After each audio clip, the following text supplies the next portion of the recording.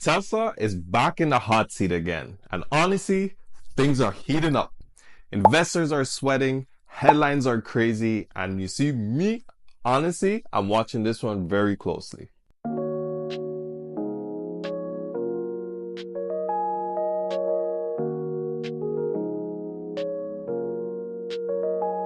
You see, I've been studying Tesla for the last 3 years. And last year, I said I believe the stock could go to 140. Realistically, I could see 183 happening. I could see potentially 163, all the way down low to about 140. And boom, it did.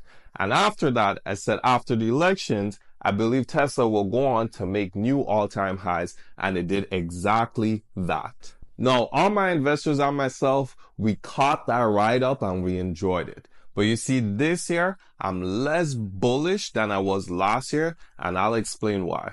Now, let's rewind and go back all the way to 2021, where in the US, they had the big EV summit. Every automaker got invited except for Tesla. They invited GM, they invited Ford, they invited Stellantis. But the number one EV producer in the States, they did not invite. But hey, midterm elections were just around the corner and union votes means more than innovation, I guess. However, let's talk about Elon Musk. Genius? No doubt. Focus? Depending on the day. Reckless on X, aka Twitter? Absolutely. What you need to understand as an investor is Elon is the entire marketing team for Tesla. But when your CEO becomes your biggest liability for the company, that's a red flag. Tesla just had its most recent earnings and they missed on a few important categories. You have revenue, which was flat. You had margins, which got squeezed tighter than my wallet after I paid my mortgage and I invest in the markets. You see, Elon's vision was solar roofs, robotic cars that will be able to help make you money, and robots that can help free up your free time so you could be more productive. You can find a lot of this in the Master Plan 2 and the Master Plan Part 3. You see, all of that sounds amazing on paper, but right now, execution is lagging behind the dream. And Elon needs to be able to fulfill these promises. You see, as a long-term investor, when I pull up these charts, I'm looking very closely at the $130 level as a crucial point for Tesla, especially as we're going into earnings. When it comes to investing, risk management is not optional. It is mandatory. It is the entire game. Now, I'm not trying to create fear or scare people out of their positions. No, that's not why I'm here. What I'm here to do is to ask you how much of your entire portfolio is tied to one company, not just Tesla, but how much of it is tied to one company. And if these things, these promises aren't being delivered, how much of your portfolio will be drawn down if the stock takes a hit? As a civil engineer from Grenada, I've seen firsthand what climate change can do to our planet. And that is why the Tesla mission pulled me in. That is why I believed in it. And that is why I still believe in it. Technology should make life much better for us and even more productive. And Tesla still can lead the world in robotics and self-driving vehicles.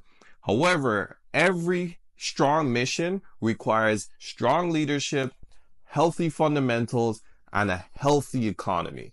And right now, fundamentals are slipping, the economy is getting a little bit shaky, and tariffs are already here. So it's very hard for me to be bullish in the short term when it comes to a company like Tesla. But long term, if Tesla is able to lead in the physical AI segment of this entire artificial intelligence run, they will surely be one of the biggest winners of this race.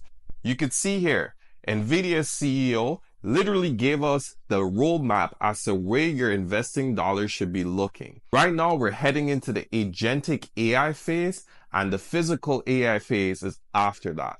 So you have to figure out whether or not you're willing to wait that timeline to see if the Tesla thesis plays out. So in the short term, the Tesla stock can be discounted, and I'm watching very closely for that opportunity. To get a better understanding as to why I believe so, make sure you check out this recent video that I posted where I talk about things like price to earnings ratio. And that is the number one hint that I could give you as to what I'm watching for in order to understand where the stock could ultimately go, combined with the technical analysis that I already have. So is Tesla stock about to crash and burn? Maybe not, but the warning signs are there, and I'm paying very close attention to that. Now, if you want to know the exact price that I'm willing to start buying back Tesla, make sure you click the link in the description below. And if you're someone who has a sizable position in Tesla, please understand there are ways for you to protect your portfolio from the downside. The majority of people only know that stocks will only make you when they go up. However, you can also make money from stocks as they go down. So if you want to learn the different strategies to help protect not just your Tesla position, but any other position that you are worried about, click the link in the description below, join my community, and I'll give you the first-hand guidance as to how you could go about protecting your portfolio. Now remember, here at Money Mind Resources, invest smarter, earn more, live free. See y'all next time.